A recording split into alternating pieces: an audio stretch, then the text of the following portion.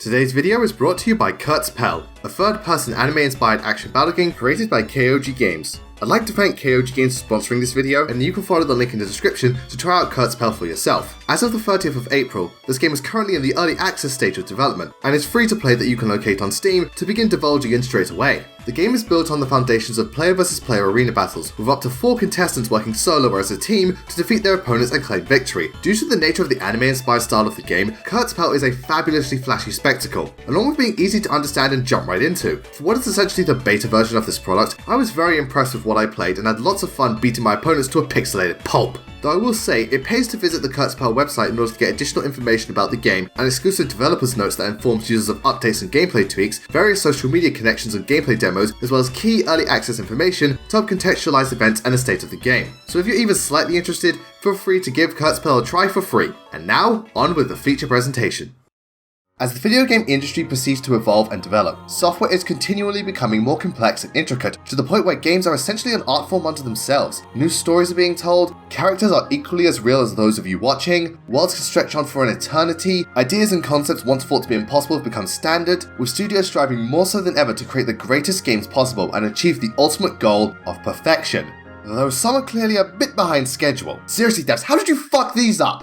Don't get me wrong, many carbon-dated classics like Super Metroid and A Link to the Past are still regarded as masterpieces and have more than stood the test of time. But since the notion of having limitations doesn't really exist in this day and age, to an extent, crafting the Mona Lisa of video games I feel isn't too idealistic of a notion. Unfortunately, it's an equally impossible feat to achieve, since no matter how amazing the products may be, there's always going to be that one negative Nancy who will find something to complain about. So the fact of the matter is that there will never be a completely flawless video game. That being said, there are quite a number of digital delicacies that I feel come incredibly close to achieving that goal. Games that warrant an abnormal abundance of admiration, in tandem with being manufactured with so much love and care, that not only do I find them to be incredible experiences in their own right, but furthermore feature only the smallest of setbacks that are so minor and otherwise inconvenient that even at my saltiest, I would have a hard time finding a reason to bitch like a baby. And there are 10 games in particular that I feel are the closest this commerce has come to be worth its weight in gold. So join me everyone, as I set forth to find out which selection of spectacular software is just shy of an S rank, as I count down the top 10 video games that I find to be almost flawless. Now, since the notion of something being either seamless or faultless is purely dependent on the perspective of the individual, this list purely comes down to my personal opinion, and is in no way a factual evaluation of which games are the closest to being impeccable, since what I think is great, you might think sucks, and what problems don't bother me, you might find to be highly irksome. So if you just happen to disagree with my choices, that's perfectly fine, you have every right to feel whichever way. And when it comes to judging these games, it will be not only a case of how fantastic I find them to be, also how insufficient the issues are. Though this should be said that these aren't my 10 favourite games of all time, since some games that I love to death have some dangerous defects, such as the case with Majora's Mask and Banjo-Kazooie. Additionally, I'm only doing one game per franchise, otherwise a certain fairy boy would pop up more frequently than EA makes stupid decisions, and I'm not sure that many Zelda games even exist. And with all that cleared up, it's time to determine what games I feel sparkle like the rarest diamonds and shine like the brightest stars in the sky. And considering just how hypnotizing some of these titles turned out to be, I recommend watching with sunglasses, because they may just burn your eyes out with their brilliance.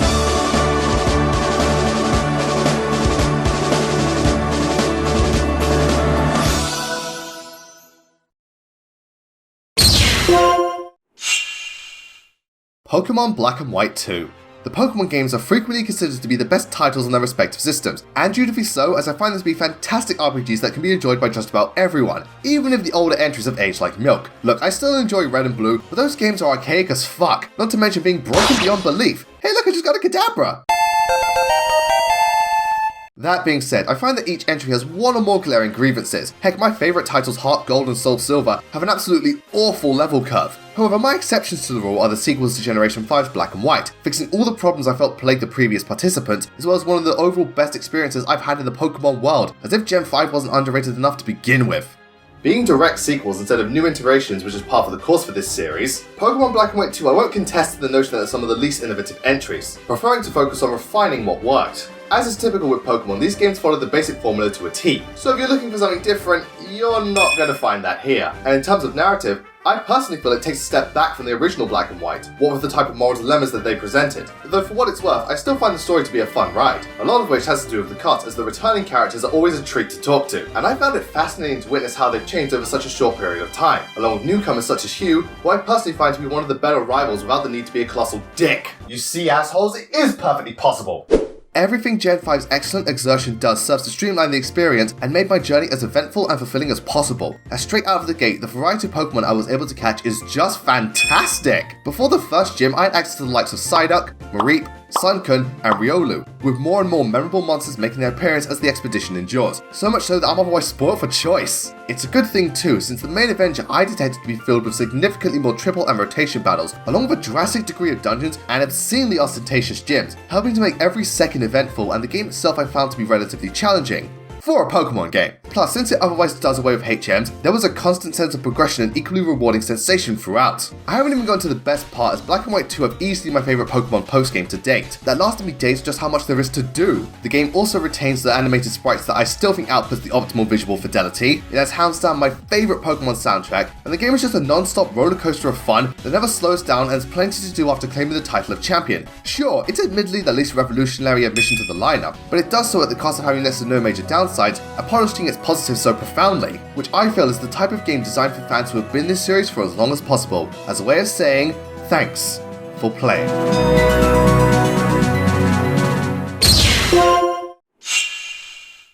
Monster Hunter World. As much as I adore Monster Hunter, I felt this franchise to be one of the most difficult and alienating to ever exist. I mean, it really says something when it takes someone an entire month to get their head around the basics, and by someone I mean me. This all changed when Monster Hunter made the jump to current gen consoles, as World I would proclaim to be the paramount powerhouse for this property, being what I gather to be the most fun, inescapably initiated, and all-around best games Capcom has ever made, while concurrently adapting and amending all aspects that previously perplexed players, as well as alterations I didn't even know I wanted, which is the ultimate way to please both the old-timers and the newbies. Those 12 million unit sales evidence of that. No less than 15 minutes upon booting up this baby, it was clear that Monster Hunter World was dead set on abolishing the issues that turned tenants away. And oh boy did it pay off something fierce. The scout flights were a godsend. It made sure I never got lost. Being able to collect items while on the move was very much appreciated. Switching weapons and armor in the field just screams yes. The new wrist launchers are great for both traveling and combat. In fact, the combat itself felt much more free-flowing and kinetic, with brand new moves that allow me to kick all kinds of ass. The armor and skill systems no longer require the entire set to utilize the abilities, thank fuck! Ingredients can be automatically combined on the fly. Honestly, I could go on, but by the time I'm done, Half-Life 3 would be a reality.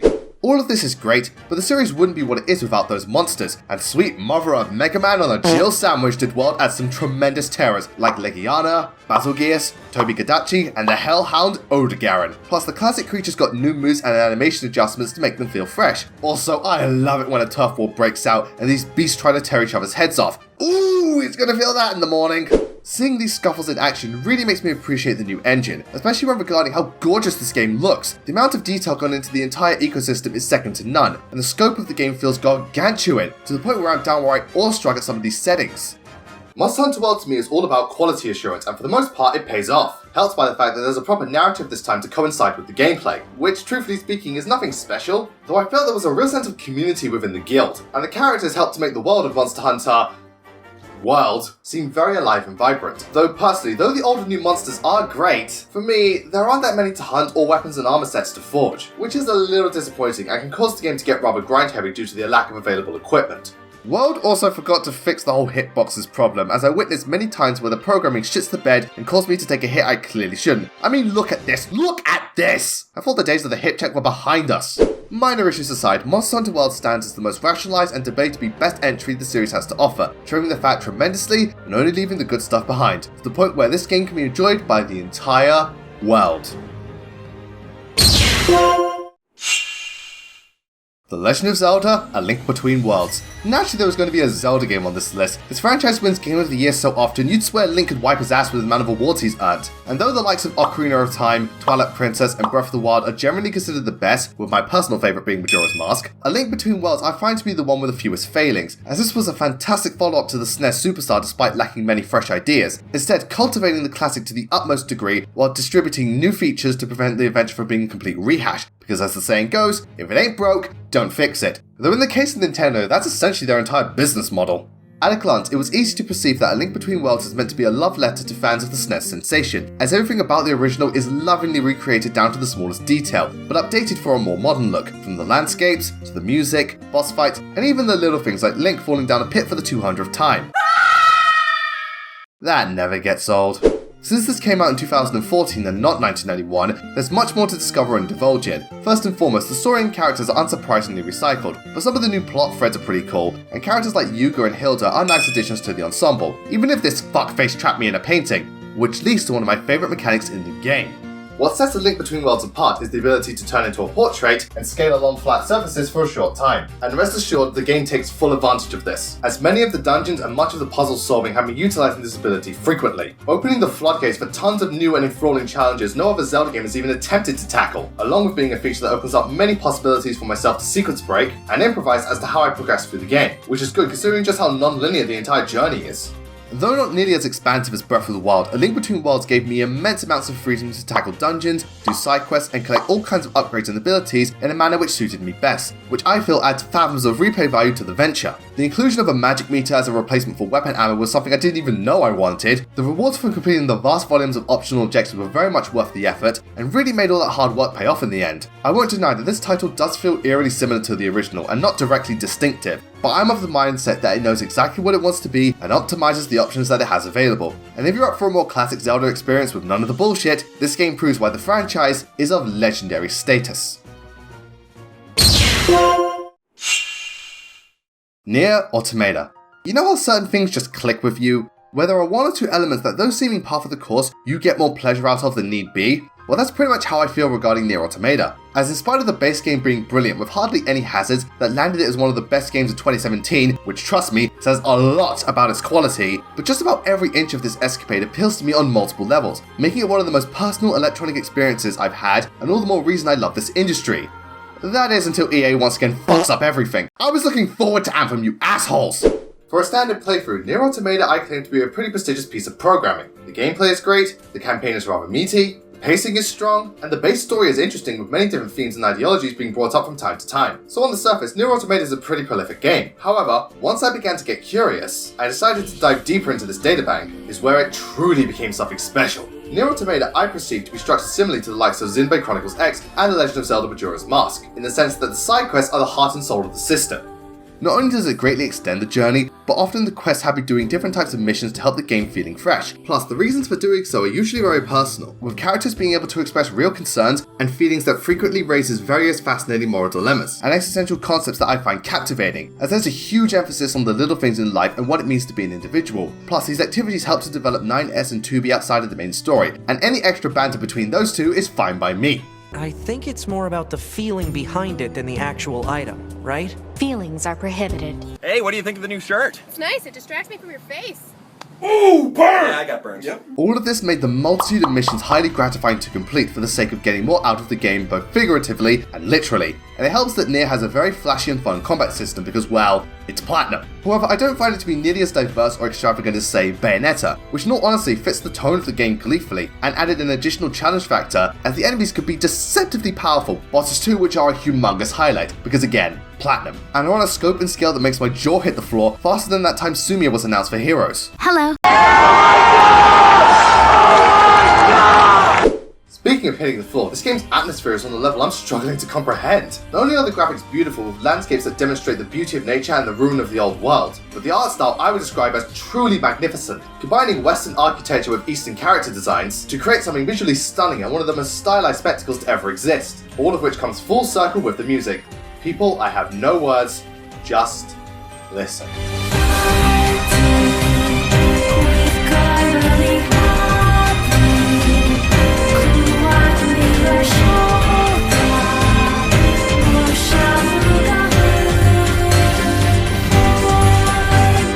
Fucking phenomenal. NieR Automata was a case of where the eminent increase in correlation with my investment, especially since there are a multitude of different endings that cause copious amounts of contemplation regarding a surplus of subject matters that confirms that the devs were big fans of Ghost in the Shell, and I too share that sentiment. However, it wasn't smooth sailing all the time, as the game felt very back and forth on occasion, with certain missions being predominantly level dependent, which I'm never a big fan of. That being said, whether you want to get from point A to point B, or wish to explore the entire enterprise, NieR Automata is about as beautiful of a video game as you can get, and is an experience that will enrich both your mind and your soul. Portal 1 and 2. I've always admired Valve for just how intuitive they are when it comes to assembling interactive experiences, with both TF2 and Left 4 Dead being some of my favourite shooters ever made. Though not only do I find both Portal and its sequel to be their magnum opus, sorry Half-Life fans, but from the moment the menu screen starts up to witnessing the credits crawl is what I consider to be the perfect amalgamation of puzzle solving, level design and ingenuity that makes for an end product that is equal parts entertaining as it is enlightening. I must say, it really is quite the achievement to make physics the core element of your IP and transform it into one of the most prominent pieces of programming ever produced. Doubly so for yours truly, as I could barely stay awake in those science classes. Blazing Knight? Yes? Care to reiterate what we were just discussing? Science, gravity, may the force be with you? Unacceptable. See me after class. Ah, crap. Both Portal games I interpret to be deceptively simple, yet confoundingly complex, as the concept is simple. Use a gun that bends space to act as a doorway between locations to complete various different tasks. While my description may sound underwhelming, once I stepped through a portal for the first time, all became as clear as day and the game had my balls in a vice from that point on. Seriously though, send help! The bulk of brain teasers are focused around momentum, manipulation, and timing, sometimes all at once, causing me to think very hard about how to proceed and having to do some very out-of-the-box actions to achieve victory. However, the game ingeniously kept each enigma very condensed, so that it never became a hassle to handle, cementing my attention on getting to the next stage, and the sense of satisfaction was constant, leaving me with a feeling inside similar to getting a 5-star summon in Heroes, provided they're not a duplicate. Yes, and you look lovely in that dress. Now will you please piss off, I need my Nephany. Both Portal games excel at making each dilemma different with a delightful difficulty curve, as well as steadily introducing additional elements that didn't feel out of place or gimmicky. However, this wouldn't be a Valve game without some very witty dialogue, and even though the cast is the same number as Konami's brain cells, the dialogue is simply splendid. Whether it be GLaDOS and her condescending and bitter optimism, or Wheatley's bumbling buffoonery, every second someone is speaking makes me appreciate how spectacular these scripts are. Plus, they got J.K. Simmons, and he's great in everything. Well, I'm just glad he wasn't judging my playing skills. I didn't know they allowed retards into Schaefer. What the fuck are you looking for? There's no pot of gold down there. You better start shitting me perfect 400s. Just play faster than you give fucking handjobs, will you please? Get the fuck out of my sight before I demolish you. Both games are also filled to the brim with small details, and the way Aperture looks and feels gives off such a desolate atmosphere that's equally harmonious and haunting. All of these components help to make the Portal series, to me, one of the most distinct and inventive in the entire industry. Both of these games unfortunately suffer from the whole if you played it once there's not much point to go back, and they're not too long either, but with that said, they're still games I feel everyone should give a go at some point, just to get a taste of this delicious, comprehensively coded cake, and this one is not a lie. Bayonetta 2. Man, talk about a complete 180. I mentioned in the past how the first Bayonetta was a game I both loved and hated, insert shameless plug here. However, this Umbra Witch's second outing filled my heart with nothing but platinum-plated pleasure, by making the best out of what worked initially and kicking all the preceding problems down to the depths of hell, making for what I feel to be the best game that I've played in the hack and slash genre. Heck, it was so good people actually wanted to buy a Wii U just to play Bayonetta 2, though thankfully these days you can get it on the Switch, along with 90% of the Wii U's library, as if that system wasn't dead enough to begin with. For those who are unaware of my thoughts regarding Bayonetta 1, I liked the game and thought the combat, boss battles, music and main lead were great, but everything else sucked abhorrent angel anus. Well, joyfully, Bayonetta 2's gameplay is still just as flashy, fast-paced and frantic as ever, with elements like the brand new weapons and the Umbra Climax adding the extra dose of variety to lay the smack of downeth. The music is still brilliant, Bayonetta remains one of my favourite protagonists in video games, and now the story is much more personal that I felt adds extra dimensions to her character. And the boss fights? Jumping Jiminy Jellyfish, they put the first game to shame with their audacity, with the Lumen Stage being, in my opinion, one of the top 5 best boss fights in all of gaming, which is the list that I'll get around to in 20 years time knowing my luck. That's all well and good, but not only did this game fix the initial installment's issues, but to me was able to turn them into triumphs. For the most part, both angels and demons after Bayonetta's bodacious booty, I felt to be better designed with easier to read attack patterns. So I find myself getting blindsided by an out of nowhere attack and having my rank ruined as a result because of stupid shit far less frequently. They got rid of the QuickTime events, thank fuck! The level design I alleged to be an outstanding improvement, as not only did they have better blueprints and set pieces with less linear layouts, but I was often rewarded for finding secrets and exploring every nook and cranny. Graphically, the game looks incredible and additionally makes use of a much brighter colour palette, which really helps to make the visuals pop out, doubly so during specific circumstances. From top to bottom, Bayonetta 2 is an immensely fun experience. And though the story is still stupid and low-key I don't care for, it's a big step up from previously, as it's not a complete clusterfuck that takes itself too seriously, especially when flying around in an R-Wing, because fucking hell, Platinum don't ever change. As someone who saw potential in the first Bayonetta, I'm delectably delighted that the sequel did everything I wanted to and then some. Though if you didn't like the first game, I don't know if this will change your mind, as much of it is second verse, same as the first. Now we just have to wait and see if Platinum can yield yet another home run. Xenoblade Chronicles. Ladies and gentlemen, if you wanted an exquisite example of just how incredible JRPGs can be, I can give you many recommendations, but I've had to narrow it down to a single specimen. Xenoblade Chronicles would triumph above all others. This gem of a game is so expertly woven together and ingeniously implements all kinds of ideas that it truly is an adventure unlike any other, and masterfully uses the medium to the best of its abilities. Once again, insert shameless plug here. Sure, this game's had 2 sequels and it's not the biggest or most groundbreaking JRPG out there, but I've yet to play another game of Xenoblade's caliber within this genre. I guess you could say I'm really feeling it! How about you feel this, you plagiarist? Oh fuck! Xenoblade Chronicles I don't find to be an especially innovative IP, as these type of stories, characters, worlds, and gameplay styles have been done before. However, Xenoblade I contemplate to not only refine them to an absolutely glorious gleam, but also brilliantly binds them together in a way that each component of this compound works in cooperation to make the complete compendium all the more incredible.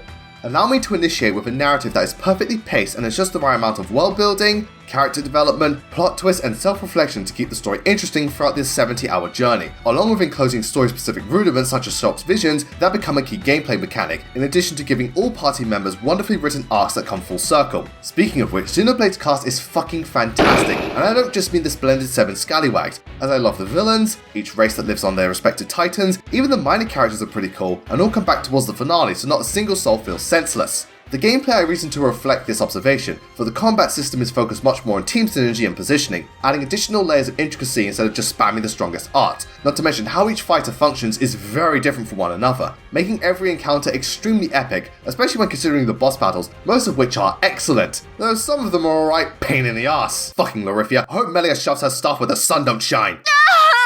The second I pressed the start button, each session was an almost spiritual sensation, and even when looking past the core compounds, the game's difficulty scales splendidly with a severe lack of grinding. Graphically, while rather rough and not the best on the console, has such a distinct style that makes the best use out of the game's limitations, with landscapes that go on for eons. Heck, half the time I'm speechless when surveying some of these surroundings. Equally so when the soundtrack kicks in, and traverses the same tier bracket as NieR Automata, it's so spectacular. The same goes for the voice acting and those delightful British accents, which I know bugs some people, but I don't think the cast would be nearly as memorable without the delivery of some of those lines. Behold the power of the Monado! Roaring thunder! I don't have time for small fry! Now it's rhyme time!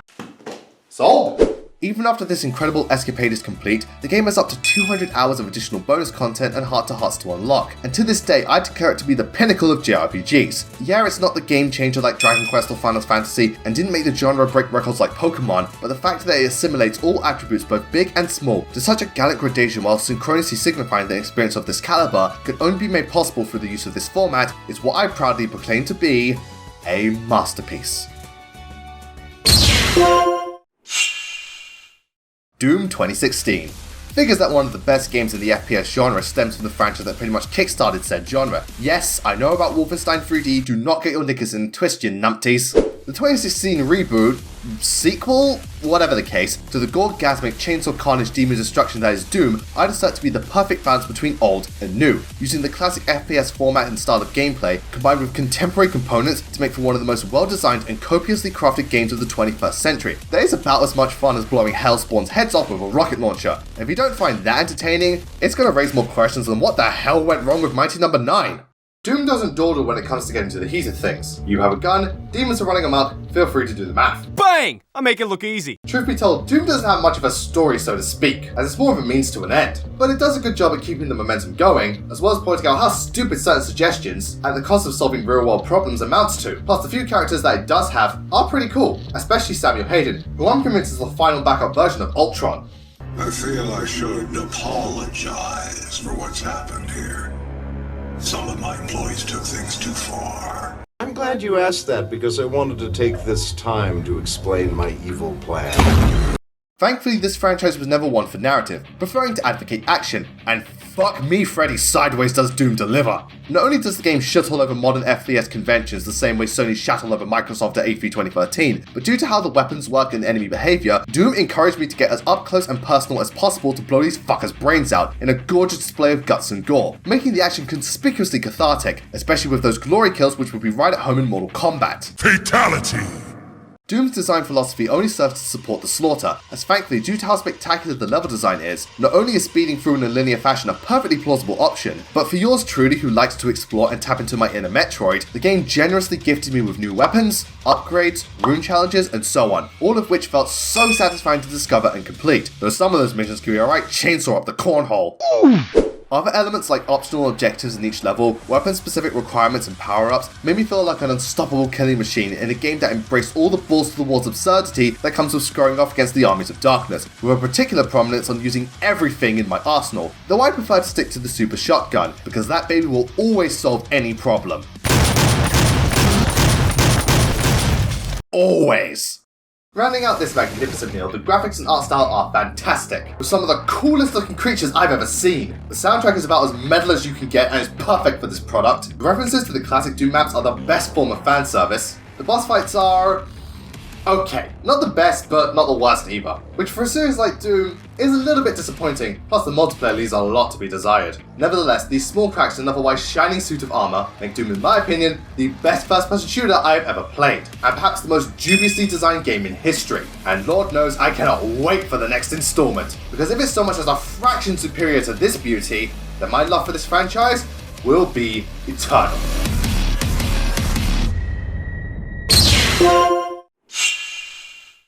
Super Mario Odyssey. Much like everyone's favourite Fairy Boy, the portly promo has been responsible for shaping video games into what they are today, and as such has quite the number of achievements that are frequently featured alongside the all-time greats, many of which belong to his 3D outings, though concerning a certain exotic escapade, that's debatable. Fucking piece of shit watermelon, go die in a fire!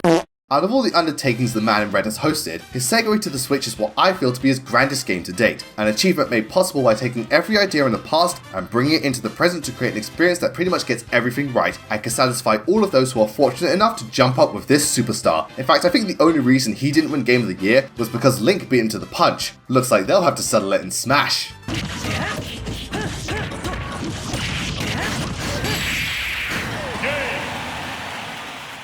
That's unfortunate. The main series 3D Mario games are either linear platformers or open-ended mission-based games, with the two styles rarely coinciding with one another, at least until now. What I meant to say is that Super Mario Odyssey, much like 64 and Sunshine, is comprised of many sprawling landscapes which had me collecting moons. However, not only were there tons more moons to obtain per world, but the process of getting them varied from a walk in the park to a cryptic conundrum. Mario Odyssey, much like Doom, is a game I observed to allow myself to do the bare minimum and still get a lot out of it, while simultaneously rewarding me whenever I went the extra mile. And I love that the game is able to effortlessly cater to both camps, as I can play the game from 5 minutes to 5 hours and still be satisfied at the end of the day. This is largely thanks to the level layout, which I figured to be outstanding, as all the different destinations are just the right size and offer various challenges unique to each location that take full advantage of Mario's base abilities, which were easier than ever to execute thanks to the controls supplementing Sunshine's spectacle of smoothness, including his new Cappy ability. Speaking of which, Cappy to me completes this cartridge, as he was incredible regarding platforming shortcuts and collecting hard to reach moons, in addition to his ability to possess enemies, which gives Mario his best set of power-ups, if you will, to date, mostly because half of them did not feel super situational, encouraging me to experiment with all that Mario is capable of. Plus, some of these possessed patrons got their own minigames to play, which were miles better than what the series has given me in the past. I never liked the ball game in Galaxy, and the blooper surfing speaks for itself. Fuck! Mario Odyssey additionally advocates some of my favourite bosses in the series, even if they get recycled, but honestly that's become a Mario tradition. I love the way the game looks with just how colourful and cartoony each world is, and the amount of ingenious imagination. The music is stellar stuff, and my god does Pauline have one heck of a voice. I swear, Zora and Primo should totally hook up with her one evening and make our eyes and ears melt. The post-game is huge, a little too huge in my opinion, and the little nods and winks to the older Mario games is phenomenally fabulous fan service, because who needs tits and ass when you've got classic Skin 64? That's the real sexy stuff. Mario can admittedly feel rather by the numbers and substandard from time to time, but when he goes all out, holy fuck does he prove why he's the king of video games, as Odyssey perfects every polygon that made his adventures absolute classics, and stands as both my all-time favourite Mario game and 3D platformer, which is without a doubt one of the most flawless video games I've ever experienced. But not to the point of a game so good that a wise man once told me it was worth buying a PS4 just to play it, and that person couldn't have been more correct, with the game in question being none other than...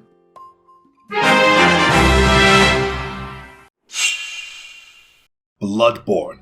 In the 20 plus years that I've been playing video games, I don't think I've ever played something so exquisitely assembled, proficiently produced, meticulously detailed, and such an unbelievable enterprise as Bloodborne. I'm not exaggerating when I say that every single element of this game, down to the most minute of pixels, is about as polished as possible, as no stone is left unturned, and all that is present in this package synergizes so spectacularly to create such a seamless spectacle, to the point where I really had to try and go out of my way to find fault with this game, which I think speaks for itself as to just how unbelievable this blood-bathed beauty is, and makes for what I feel to be the absolute best game on the PlayStation 4, and one of my favourite games of all time. Oh yeah, it's that fucking good. Coming off the heels of the series that is the basis for all hard video games these days, because apparently we're just that spoilt, Bloodborne is essentially a new take on the Dark Souls formula, though at its core still remains faithful to its roots as a very challenging and mostly open-ended game that keeps context and exposition to a minimum and works me to the bone just to make a minuscule amounts of progress. As soon as the game began, I was thrust into one of the most hauntingly horrific worlds in fiction.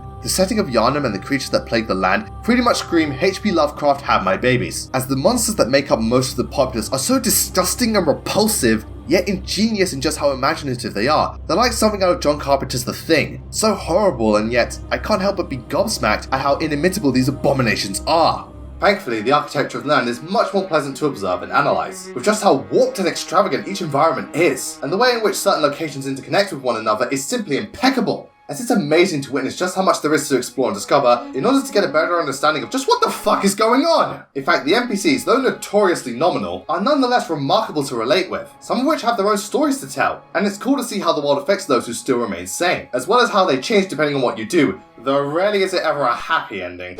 Bloodborne is about as dark and ruthless as you can get, so it only makes sense that I had to be equally excruciating. As though the combat utilizes the Souls engine, there's a far greater focus on offense, and the entire game feels much faster and more frantic, making it so that I had to get right in the enemy's faces to rip them to pieces, made even better with all the different weapons that can be used, each pertaining select strengths and weaknesses, as well as different forms to allow thou to bring forth the pain in a multitude of manners, particularly with the parry system, which if used correctly, gave me a huge advantage against the fiercest of fiends, and I swear to the great ones, pulling off a visceral attack never gets old.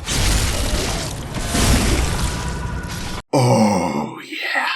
Of course, it wouldn't be a Souls game if I didn't die constantly, and Bloodborne did not hold back the beat down, as the enemies did not hesitate to rip me to pieces. Doubly so for the bosses, which are a big highlight for this game. Granted, they're not all great, as the blood-starved beast always gives me shit, and the Witches of Hemwick aren't even fucking trying, but the majority of them are immense in scale, and made for such exhilarating encounters that it tested my knowledge and reflexes constantly, which upon defeat delivered a feeling of satisfaction that has yet to be achieved in any other video game I've played.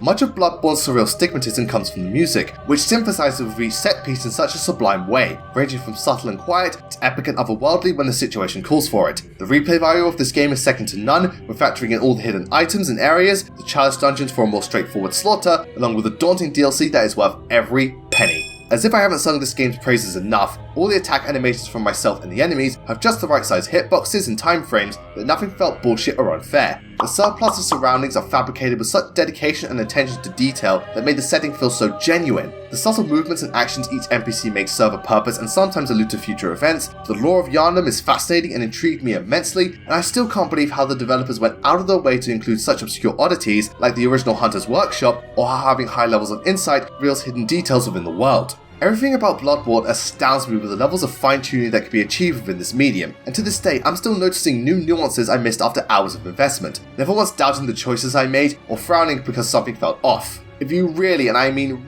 really, wanted me to nitpick, I would say that it's still a Souls game and aggregates annoyance when plentiful progress is lost. The game does jump the gun every now and then with some of the bosses and other ideas, plus depending on the situation can get slightly grind heavy, but when observing the entire canvas and the pristine picture Bloodborne paints, it may not be my favourite game of all time, but I can appreciate that this technological triumph is the closest thing to perfect I have ever played, which is why it takes the #1 spot as the video game that I feel is almost flawless.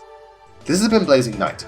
I wish you all a great night, take care, and though the process of developing games is never straightforward, and God knows you can't please everyone, I do admire when the teams behind these trademarks try to remove any and all blemishes that could bring it down. And who knows, as the environment around electronic entertainment evolves and new ideas are regularly reconnoitered, perhaps one day there will be a video game everyone can get behind. And if we reach a point where someone on the internet doesn't feel the need to nitpick, there's hope for humanity yet. Thank you all for watching today. I hope you had a great time and enjoyed the video. Please let me know what you thought in the comments, and what do you believe to be the most flawless video games that you've ever played, because I'd love to know what games are as close as possible to being perfect for each of you. And I'd like to say a very big thank you to Colmo Hagen, Scheming Fox, Nate Perkins, Fahrenheit392, Chris Digital Dreams, and Hickory Hart for providing the voice lines for this video. Thank you all so much, I couldn't have done it without you. Also, please don't forget to give this video a like, subscribe and click that notification bell, follow me on Twitter, Discord and Amino, and if you'd like to go the extra mile and receive some additional bonuses for doing so, please feel free to support my Patreon and help make these videos possible. And while we're on the subject of Patreon, I want to say a massive, colossal sized thank you to all my patrons who help make these videos possible and allow me to keep doing what I'm doing. I know I say this pretty much every video, but I really do love you guys so much. It means so much to me that you all have faith in my work and help make these videos possible. I just can't thank you enough. And I would like to give very special mentions to Alex, Chaos Saberlie, Dancing Dragon Games, Great Triek, Justin Konovich, Vanessa Westfall, Vincent Clark, Tanker Fan 32, Midnight Castle, Maggie Fall, Arkarai, Jeremy Redinger, The Main Idea, and Fahrenheit 392. You guys are the absolute best. I love you all so much. And I'd once again like to thank Kurtzpel and KOG Games for sponsoring this video. Be sure to use the tracking link in the description to get started. Anyway, that's it from me. I'll see you all next time.